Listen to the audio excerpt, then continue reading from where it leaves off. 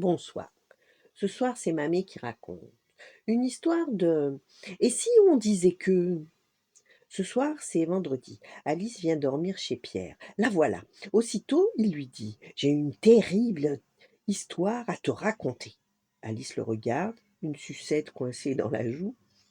«Vendredi dernier, un homme est venu chez mon nouveau voisin», commence Pierre. «Et alors, qu'est-ce qu'il y a de terrible?»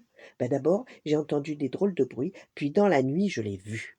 Il transportait un corps caché dans un tapis.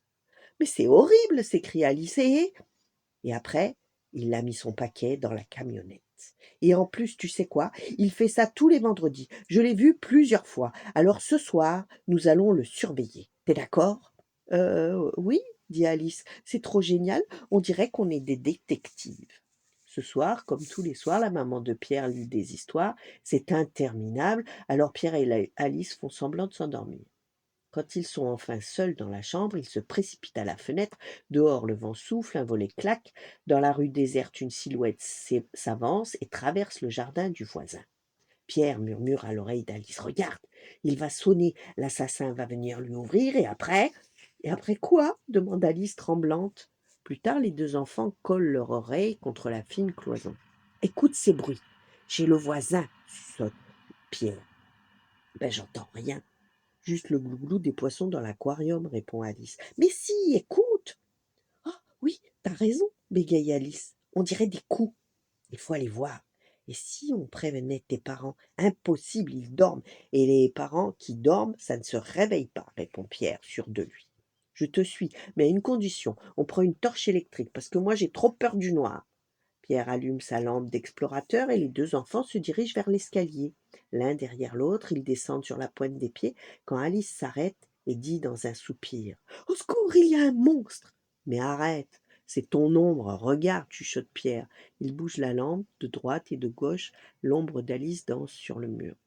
«Ah, c'est malin!» peste la petite fille vexée. «Allons, vite dans le jardin, je suis sûre qu'il n'y a rien à voir.»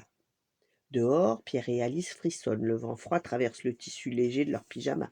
«Viens», dit Pierre, «il y a un trou dans la haie.» Ils se glissent dans le jardin du voisin, s'approchent de la fenêtre, la bouche ouverte, les genoux tremblants. Ils observent le terrible spectacle qui se déroule dans une pièce sombre. Un homme, une pelle à la main, frappe une forme allongée sur le sol. «C'est horrible!» murmure Alice. «Il faut prévenir la police. Vite, filons!» Et les enfants courent. Ils trébuchent, tombent bruyamment. Aussitôt, chez le voisin, une lumière s'allume, une silhouette s'approche. L'homme qui s'avance vers Pierre et Alice est un colosse. «Mais que faites-vous ici, les enfants?» demande-t-il. Rien», répond Pierre. «Comment ça, rien? Vous êtes dans mon jardin.» «Tu as besoin d'aide?» dit une autre voix juste derrière l'homme. «Ça alors? Vous n'êtes pas mort?» demande Alice en reconnaissant la silhouette du visiteur. «Mort? Mais quelle idée!» Le voisin s'accroupit devant Pierre et Alice, il se gratte la tête. «Alors, les enfants, j'ai comme l'impression qu'on joue au détective.» «Ben oui», bredouille Pierre plutôt gêné. «Mais vous frappiez qui?» «Un tapis et aussi un traversin, parce que demain, avec mon ami Bastien, nous allons les vendre au marché aux puces. Bastien vient chez moi tous les vendredis soirs, nous chargeons la camionnette, et le matin, nous partons très tôt.» Le voisin aide Pierre et Alice à se relever et leur propose: «Et maintenant, les enfants, si vous voulez, je vais vous faire un bon chocolat chaud. Venez donc nous raconter ce que vous aviez imaginé. Bastien et moi, on adore les histoires, surtout celles qui font peur.» Tandis que les deux hommes pénètrent dans la maison, Pierre et Alice s'arrêtent sur le perron. Pierre serre le bras de son ami et lui dit: «Le chocolat, c'est peut-être pour nous empoisonner, nous endormir.»